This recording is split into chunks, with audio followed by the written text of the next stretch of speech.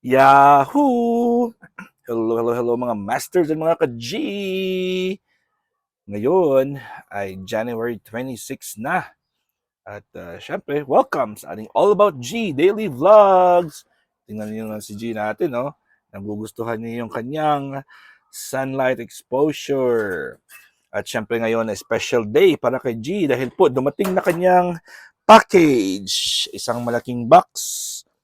Para kay G lang po yan. At isa lang naman ang gagamitin dito. Tingnan natin kung ano ito, yung box ni G. At buksan po natin. Excited ka na ba, G? Excited na si G? Of course, excited na talaga yung G natin. Dahil po, itong box na ito ay... Tingnan natin kung ano yung box na ito. Tingnan natin muna to yung kanyang tripod. Kasi yung kanyang package po ay medyo kalakihan po ang package ng ating G. So, buksan natin sa harapan nyo para at least makita nyo ang pagdating ng kanyang package. Grabe talaga si G natin, no? Hindi package pa. So, buksan natin yung kanyang, ano ba kayang laman ng package na to? G, ano kaya ang laman? Sorry, madumi yung sahig dito kasi nag-dust. Grabe yung dust dito sa amin. Uso kasi yung dust storm. So, ito malapit kasi ito sa pintuan. Ito pintuan po ito, kaya yung dust storm. So, buksan po natin yung package si G.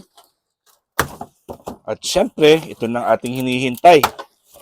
Walang iba, kundi ang bagong swimming pool ng ating G. Yun, malaki yan. Malaki pong swimming pool ni G natin. Tingnan nyo. Ayun, at syempre, ilang peraso ba ito? Isa, dalawa, tatlo, at apat. Apat na piraso po ito, mga masters. At ito po yung, kasi hindi naman pwedeng bilhin na isa lang. So, apat talaga. So, ang gagawin po natin ngayon ay linisan lang natin kasi bago naman ito. So, ano lang natin ito ng tubig at yung paper towel. Maganda po dito is hindi nakakalawangin at malinis na po ito. Malinis kasi hindi siya kasi plastic na PU, polyurethane. Ano ba yan? Hindi ko lang alam kung ano yung kanyang made of. Sensya na at hindi ko pa talaga nadala yung ibang tripod ko dito. Kaya ito lang muna yung tripod na ginagamit ko. So, tingnan natin kung ano. Pinababa ko na pala yung mga masters. Yung isang level. Yung ito po. Kasi nandito yan last time. Ngayon nandito na siya sa ilalim. Tingnan natin Tamang-tama talaga Ayun. Perfect. Perfect talaga ang kanyang size. Kaya I hope na magugustuhan ni G ang kanyang bagong swimming pool. Nyo, perfect na perfect talaga. Ayan, perfect na perfect talaga ang swimming pool ng ating G. Malaki yan. Subukan natin paandarin yung kanyang ilaw at hindi ko na pa-on yung kanyang LED lights. Pasensya na. Sobrang excited po akong buksan yung kanyang box.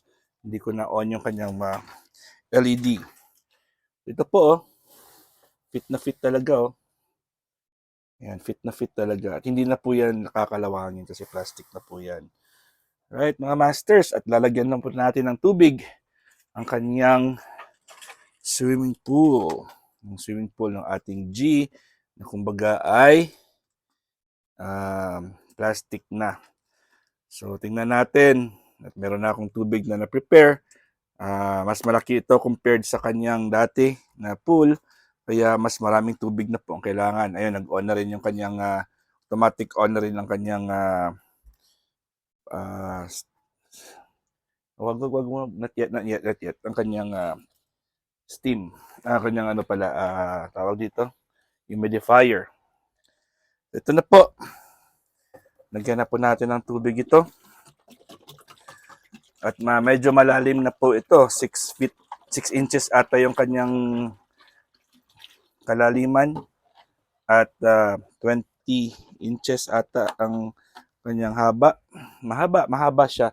At syempre, mas maraming tubig na po ang kailangan natin dahil po ay mas malaki yung kanyang size.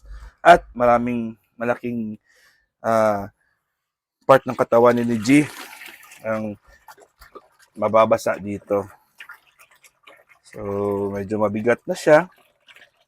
Pero maganda yung ating linalagyan. Kasi, ano siya, solid naman. Ito po yung kanyang rack. Yung kanyang second floor ay solid naman. So, ngayon, ay i-guide na natin si G.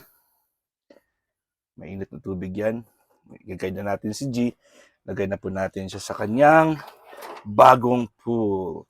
Alright, G. Patayin muna natin ito yung kanyang tubig, ha? Kanyang humidifier. Dito natin ilalagay si G. Hi, G. We're gonna... Oh, may gulay. Hindi ko na-on yung kanyang LED lights. So, dito po ang G natin, no? Hello, G. It's time to have your brand new pool. It's your brand new pool. Medyo malalim na siya. Ayun na po ang pool ni G natin, no? Malalim na yan. At malaki. So, thank you, Lord. At may bagong swimming pool na naman ang ating G. At mag-i-enjoy yan kasi mas malaking part ng kanyang katawan ang ma-expose or ang ma-soak sa kanyang swimming pool. Ano natin ito yung ating G. Mas komportable po siya dyan. Hindi na siya baluktot sa kanyang posisyon. At hindi na ito siguro mag-poop si G. Ay, ayaw niya. No, you don't want it.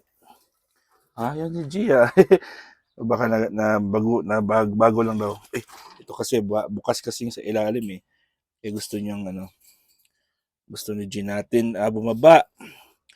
Hindi ka pwedeng bumaba, G. You can't go down. You can't go down, baby. Yan mo yung G natin, Gusto talagang bumaba ang G natin. Hindi pwede. You have to go back. I have no ang cellphone natin ay hindi ko pwedeng ibaba, G. Paano yan, G? Kasi bukas yan, screen. What do you want daddy to do? Mainit ang katawan niya. Mainit kasi yung tubig dun, So, ano ba yung pwedeng gawin ng G? For now, ito na muna, G. Okay, nahulog. Mula, G. Nahulog na yung ating cellphone. Sensya na mga masters, Kasi si G natin ay malikot. Lagyan natin muna si G sa kanyang tubig. Yun na, magagalit na naman yan. Wag. You can't do that, G. Alam na naman na bago yung tubig. Kanyang swimming pool. Babalik natin si G sa kanyang swimming pool. Ayun, malaking fit na fit talaga sa kanya. Lagay mo na yung buong katawan mo dyan. Paliliguan ka ng daddy mo. Daddy master mo. Yung buong katawan niya, kasyang-kasya na, You can't go down. It's okay, baby. It's okay. Nilibago siya. Kasi sabi niya, ang lalim ng kanyang bahay, ng kanyang swimming pool. Gustong-gusto naman ni G natin yan, Kaya G, diba? You like it, right? Okay. He likes it. I know he like it because gusto niya talaga yung tubig na maligam-gam. Kaya mga masters, very blessed po tayo at nakakita po ako sa Amazon ng ganitong size. Plastic po yan. At 4 pa. Magkano atang bili ko nito? $26. 4 na. At kitchen quality. Professional quality po ito. At ang balak ko po ay lalagay din po ako ng heat, yung parang sa aquarium, yung heater, yung sa tubig. Ayun, tingnan mo, kasyang-kasya yung gin natin. Hindi na babalaktot-balaktot yung gin natin. At ang ano dito, bibili po ako ng soon ng aquarium heater, yung para talaga heavy duty din. Ilalagay lang po dito yan sa gilid at magre-regulate na po ng init niyan. Katulad din yung sa mga aquarium na linalagay. Siyempre aquarium yun. Siyempre, lalagay na po tayo ng tubig sa ating pagkain pala. Sa ating G, kasi ubos na yung pagkain niya. Kahapon po, yung linagay ko na pagkain, pag uwi ko ng bahay, kasi di ba, nag-premiere promotion at nag-on the spot premiere po ako. Grabe talaga yung aking ginawa kahapon. Kakatapos ng work, ang bilis ng oras, uwi agad ako ng bahay para lang po na sa premiere promotion. Kasi wala po akong content. Nakalimutan ko. Hindi kasi nakalimutan, pero ang bilis kasi ng mga oras. Panahon natin ang bilis. Kaya hindi ko na namalayan na wala pala akong content. Wala pala akong content. So, no. Ito na yung ating food kay G. Ayaw na ata ni G maligo. Mamaya, babalik yun mamaya. Ito na yung food ni G natin. At lalagyan natin ng pagkain ang kanyang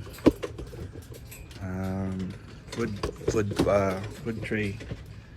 Mahirap kasi may box sa ilalim sa baba sa paahan ko. Pagka tayo dyan. Pasok ko yung... Oh my God. Saan na mga masters? Magalaw tayo. Pumasok kasi yung ano eh. Yung... Kunin ko na muna yung box. Lagi kasi ng box na nandito sa paahan ko, sa paa ko eh. So mga masters, pasensya na. Magalaw tayo. Alright. Papalitan ko na talaga itong tripod na ito. Marami akong tripod pero hindi talaga nadala sa bahay. Nakakalimutan po. Tao lang po si Master, pasensya na. Siyempre ito na kanyang spring mix. Hindi naman kailangan nugasan yung kanyang bowl kasi wala namang dumi. Stainless at saka ano yan, malinis naman. Yung kanyang gulay lang naman yung nilalagay natin dyan. Wala naman ako nilagay na prutas. So, dried naman, dry. So, very safe. Ito na yung ating seal, magsisil yan. Pakinggan nyo Ayan, lumalabas na yung hangin. Guaranteed freshness na yan. Iba talaga pag yan ang ginamit ko. Kasi sa ziplock. Ito na kanyang dandelion. Ang dami ng dandelion na natin. Paborito niya yun ng dandelion. Hindi po na ako naglagay ng prutas. At hindi na po ako muna naglalagay ng kanyang feeds. Parang ayaw niya kasi kainin yung feeds niya eh. I think amoy luma yung kanyang feeds. So ayaw niyang kainin. So as you can see po, meron pong screen po. Parang may strainer po dito. Yung lahat ng mga moisture ay nahuhulog po sa baba. Kaya hindi po siya, kaya guaranteed freshness po siya. Ito naman ang second natin na container. Ayan, nabas na yung kanyang hangin. So as usual, ang gin natin po ay yun. Gustong lumabas ang ating G, the green iguana.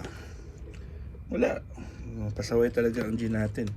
Super pasaway talaga ang G natin. Wala tayong magagawa dyan kasi yan talaga ang G. Nature talaga ng G natin na magpasaway. Dahil alam niya na siya ang... Alam mo ba, G, na ikaw ang bida? Do you know that you're the bida here? And dahil po siya ang bida, alam niya hindi siya pwedeng pagalitan. Kaya, yun na muna. Si Daddy Master. Sabi niya, Daddy Master, intindihin mo na muna ako. Ako ang bida dito. Pag wala ako, hindi ka magkakaroon ng iyong sariling... content. Alright mga masters and mga ka-G, hanggang dito lang po tayo at maraming salamat po sa inyong love and support at pinakita ko lang po sa inyo ang kanyang bagong swimming pool na handang-handa na yan sa pamatagalan na gamit kasi maliban sa heavy duty ay 4 pa ang ating nabili. Anyways, balik na muna natin si G sa kanyang pagkain at siya ay kakain na ng kanyang breakfast. Alright, ito na po ang G natin. Nakita niyo na pagkain niya. See you tomorrow till our next vlog. God is great. Yahoo!